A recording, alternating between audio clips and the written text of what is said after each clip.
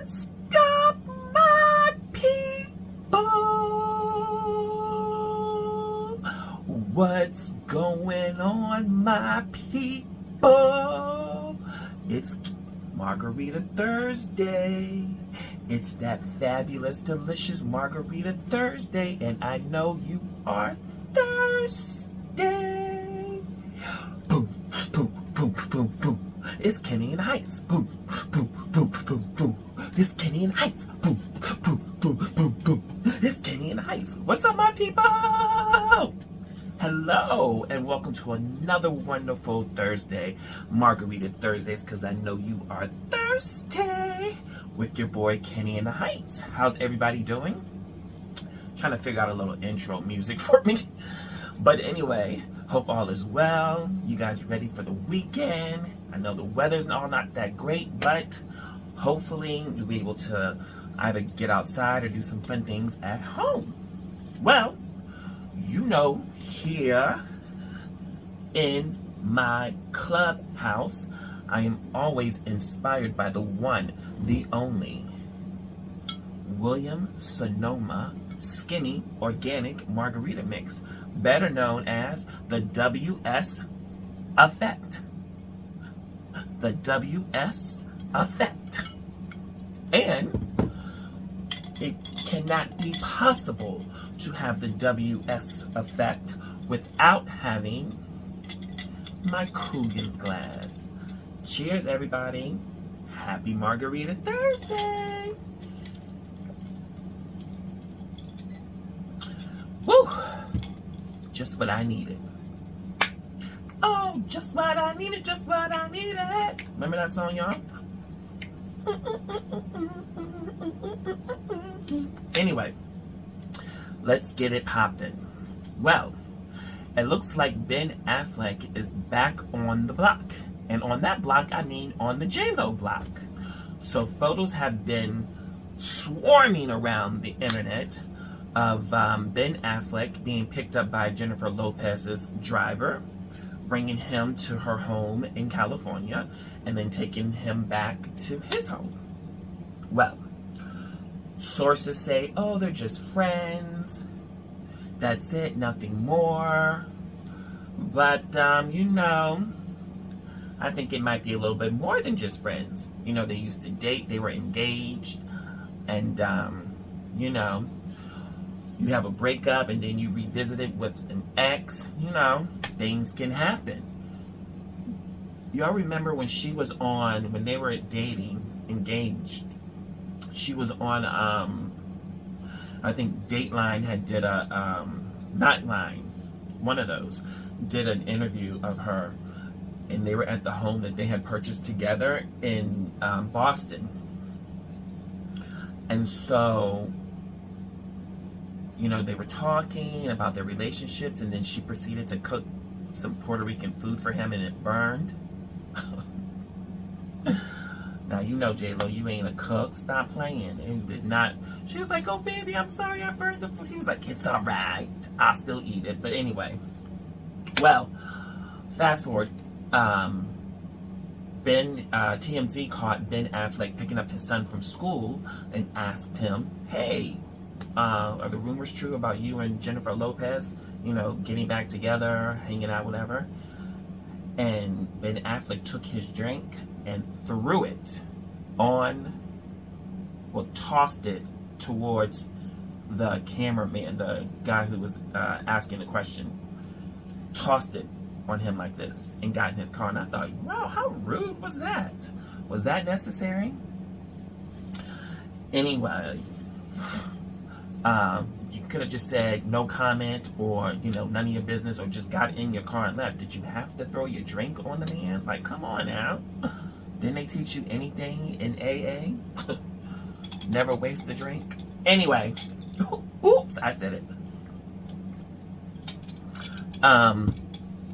Who knows? Jennifer has not made any comments about it. We have not seen them in public together. We've seen him at her house. But who knows? I thought maybe she was just going to take a break. Like, whew, girl, just lay down for a minute and chill by yourself. Like, we know of you not only being an entertainer and, you know, your makeup line, your skincare line, your clothing line, and all that. But now we also know of you as being, you know, a serial dater. Like, come on. Do you just get tired? Can you just rest for a minute? I think you should just chill, throw yourself into your children, be there for them, because they had a hard time with the breakup, and then, you know, like you do, throw yourself into your career. But come on. Now you chilling back with Ben. Anyway, that's not my business, but I wish you all the best. And guys, when I get more information about that, I will keep you posted on the J-Lo stroll, baby. Okay? All right. So, whew, this is a tough one. Tamron Hall. Now, we know Tamron Hall has a show on ABC, comes on before my show, The View. Dr. Ian K. Smith did a podcast and revealed that there was a black talk show host, female, daytime, who is an executive producer of her show, executive producer, and had told the producers and the publicists that do not bring me any black clients for the show. Now, it came to find out that it was Tamron Hall. Then she said, only bring me white clients. This is not a black show. I don't want this to be a black show. Don't bring me no black people unless there's controversy behind it. Okay? Okay? She said it. Now, I, guys, can see both sides of the coin. And let me try to explain. On one side of the coin, black people, and this is just my opinion, so don't crucify me, it's just my opinion, and you might say, you know, well, other races do too, but I'm speaking of black people. Black people are known for not supporting their own once they have reached a certain level of success in their lives. And let me give you an example. Some time ago, I worked for an all-black company. From the front door to the basement was run by black people. And the majority of the people who would come to this establishment were black. Now, other races as well, but the bulk of it were black people. Well, some of these black people would come in and they would be like, oh, come on, man, hook me up, give me a discount, let me get that for free, let me get this, you know, tell them I want more, and, you know, hook me up. Always was about a hook me up and give me this, this is too much, can you cut me a deal? Always. And I would, after a while, I would be like, when you leave Harlem, when you go to other places that are not in Harlem, when you go to Hell's Kitchen or Chelsea or Soho, do you act or do you ask for these same requests that you're asking me for? Why do you feel that this behavior here is acceptable, but you don't feel like it's acceptable when you go to these other establishments? Why do you feel that? It's because black people, some, do not like to look out, invest, support their own. Now, you will come to a black establishment and ask for a hookup or something for free or a discount or more or something, but you will go to Gucci and spend $2,500 on a bag, or $1,800 or $900 on a very thinly soled sneaker. without any hesitation, without asking for a discount, without asking for a hookup, without asking for something extra. You would pay whatever they're asking for. But you will come to a black establishment and expect and ask and demand these requests. Okay, that's one example. Two, and not saying that these are her reasons why she doesn't want black people on her show. I don't know. She has not commented on anything, but I'm speaking from my example, and this is my analogy of probably why she may. I'm not saying she does. I'm just saying perhaps. I've also been in restaurants where black people have been sitting. I'll give you an example. There was a table of like 5 black people sitting at a table, and first of all, before I finish this sentence, let me also say about myself. I have also been a person who has said, oh, I'm not going in there with all them black people in there and they're being loud and rowdy. I'm not going in there. I don't want to go in there. Too many black people in there for me. I have said it. Yes, I have. I have said it. Oh, no, I don't want to go. You see all them black people? No, let's go. I don't want to go. Why? It's because the behavior that was happening at that time. And I have said it time and time and time again. We are not judged as individuals. We are judged as wholes. So that behavior, when you're acting like that, they're going to expect that every other black person that comes in after you is going to act like that. And then when I come in the establishment with my friends and to do whatever it is, wherever we are, we, myself included, we have to prove ourselves 10 times more that we are worthy not to only spend our hard-working money there, but to prove to you that we are not going to act like they have acted. Because that is how these people have, that's the impression that you have given these people, that's implanted in their vision, in their mind, in their brain, that when they see another black person or black people, that you're going to act like this. So, back to my original story. So these 5 people were sitting, black people were sitting at this table. They ordered a round of drinks.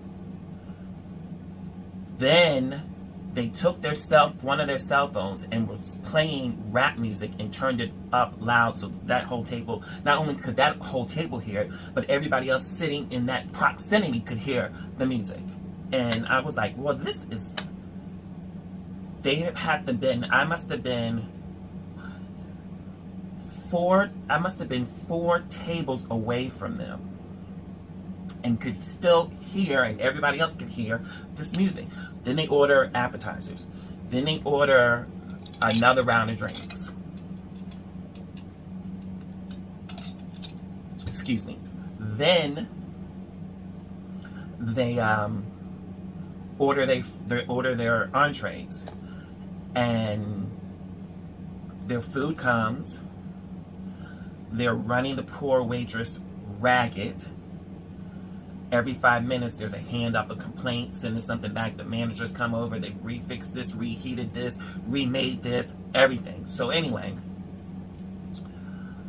one of the girls at the table says, y'all, let's not pay for this food. This is how loud they're talking. Like, we're in their backyard. Like, I'm at their house. Let's not pay for this food, y'all. After they've all eaten off of each other's plates, da-da-da-da-da. Let's not pay for this food. Let's go somewhere else. So they call the waitress over, and we don't want this. We don't want any of it. We didn't like it. It wasn't good. She was like, well, let me get my manager. The manager comes over. We didn't like any of this. We can pay for the drinks. Excuse me, that margarita lets you know it's in your system. If you didn't know what you were drinking, you will now. He comes over. We don't want any of this. We'll pay for the drinks. That's it. So he's like, okay. After they were like, yelling and being loud about it. He's like, okay, no problem. I'll take it off. Just pay for the drinks. They take off all of their appetizers and foods. They pay for their drinks. And they left her like $2. And so you could see on her face that she was upset. But like I said, she couldn't even really attend to her other tables like she wanted to because they were like occupying her whole time. Nonsense. In the midst of them complaining about their food, they kind of threw that in there too. Oh, we were waiting for her to come back to us and now the food is cold, and it was just a whole bogus bullshit. So I felt bad for her, and doubled my tip for her. Not only because I didn't think that she was a good server, because she was, but because of what she had to go through, and I witnessed this. I was there. I saw it, and then I apologized to her for their behavior. And why I did that, I felt compelled to do that, is because I feel that, like I said, I am always judged by someone else's behavior. Someone else's fucked up. I'm always, and other people like myself are always judged and looked upon because somebody else had done some stupid crap, and I don't want to be labeled in that group. And as sad as it sounds, and as you know, pathetic as it is, it's the God honest truth. And I remember when I was going to school, and there was a girl, I don't know why this is making me emotional, but I was going to school, and a friend of mine, we were walking to the bus stop, and she's white, and she was telling me about the problems that she was having in class with these black girls. And I was listening to her, and she said, she turned around and looked at me and said, but you're different because you don't act like they do. And in my mind, I was like, yeah, I see exactly what you're talking about. And yeah, I understand, but I didn't vocalize it to her. One, I was young, but two, and didn't really know, if I didn't know how at that time, if what I would say, what type of effect it would cause on me, her, or the situation at that time.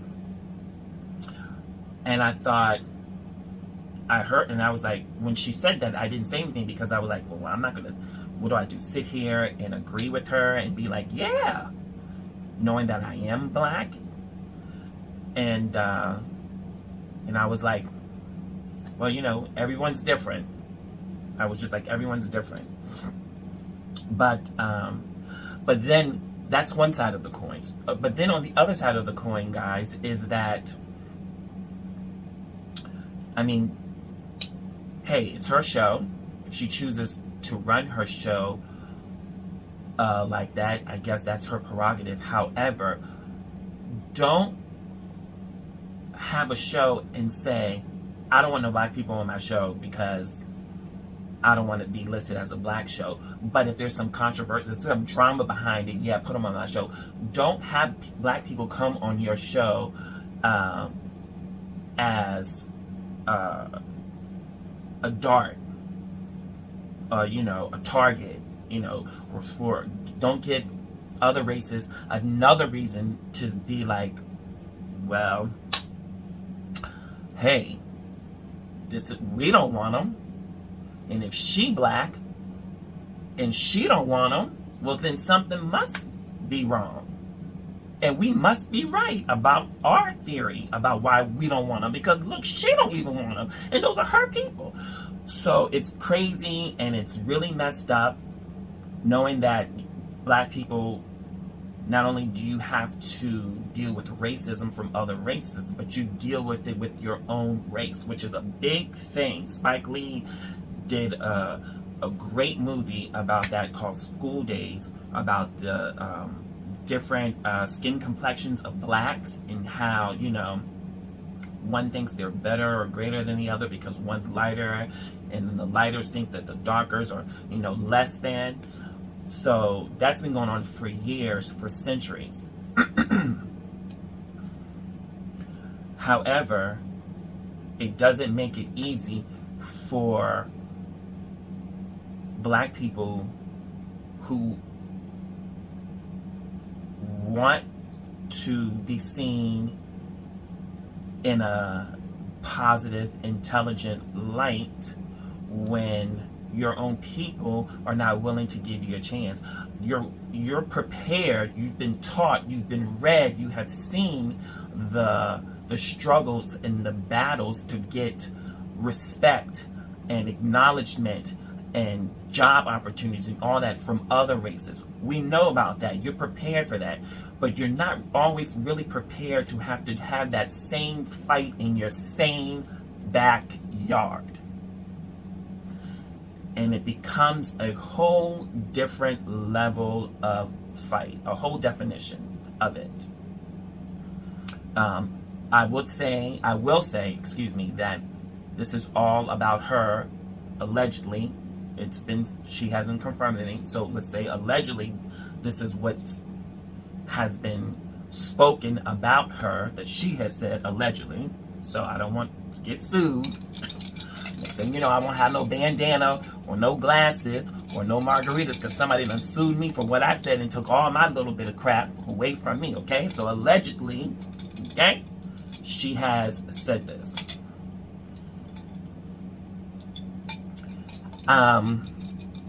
Back to my earlier point, black people, when you know better, you do better. And this is just one variation of when you act out, and I mean act out, this is what happens.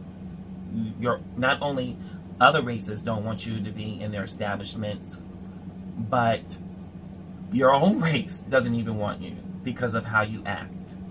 And when I was talking earlier about, you know, how black people do not look out for other black people, and they will go to other races and spend whatever money it is, and they will do that and then want to hook up from their own people because they feel that they're deserving of that. They will also go to an establishment and say, why does this place don't hire any black people? Why you don't have any black people here? You racist? Perhaps. And you are too. Because you're doing exactly what they're doing. So don't call, that's the pot calling the kettle black. Okay? Don't ask for something that you yourself can give in return. Okay? Because if you can't go to a black establishment as a black person and spend accordingly without having a discount or a hookup or more or whatever, or acting out, if you can't do that, don't go to other people's establishment and expect them to hire black people, and then you want to talk about them and say that they're racist because they don't have black people there when yourself don't do nothing for your own. Okay? So, I hope you guys will leave me some comments and let me know what you think about this. This is a touchy situation. You know, it's two sides. I see both sides, and I don't, you know, hey, it is what it is. And I still, you know, that's her prerogative. That's her prerogative. Do I think it's right? No.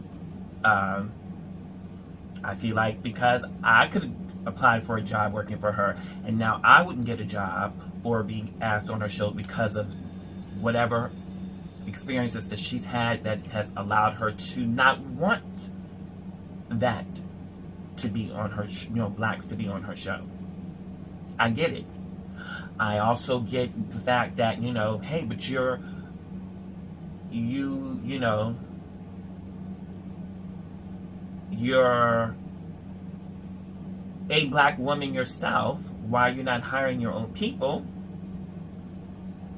But I see how some black people do act, and how that does follow continuously other black people, whether or not that those other black people, that stigmata is I can't even talk, as following them,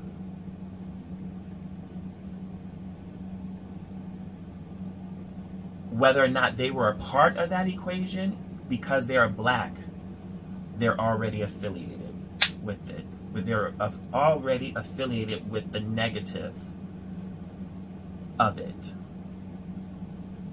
And I can't stress enough, like, you know, we are judged as wholes. We're not judged as individuals. They judge us as wholes. So if you acting stupid, we all acting stupid. Whether we did it or not, and you guys know this, you know this. Look what has been happening in the world. Black, and you can't be on one side of the coin fighting for Black Lives Matters and protesting and preaching and all that, and then acting like you're acting and doing what you're doing. It doesn't mix. You're contradicting yourselves. So, I don't know. It's really heavy.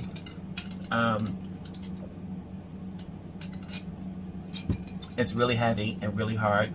I will share one thing with you. I remember years ago, I was working for Saks Fifth Avenue. And I became friends with a girl who worked for Louis Vuitton. And we became very close. I was close with her family. And she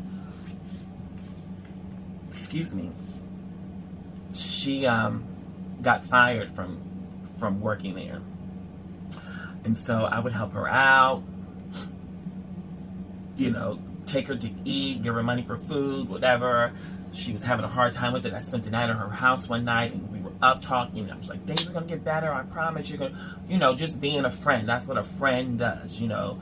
We can be there for you to kiki and ha ha ha, but, you know, when times are hard, it's good to have somebody there. So anyway, make a long story short, she had gotten a job working for Sony Music as a receptionist and worked her way up. So now she was working at this time with artists, like being their managers, managing artists. And then at this particular time, she was managing SWV. So she called me one time, and she had left me a message and said that they were looking for dancers for their tour. And so I called her and I said, oh my God, great. Let me know what I need to do. I have my headshots, you know, yada, yada, yada. So she was like, well, I'll get back to you and give you the information. So I kept calling her because she wasn't getting back to me. I kept calling her. She finally got back to me, and she said, yeah, I don't really know the information because they posted it on the wall, and I don't even go on that floor. Okay? I don't even go on that floor. So I don't know.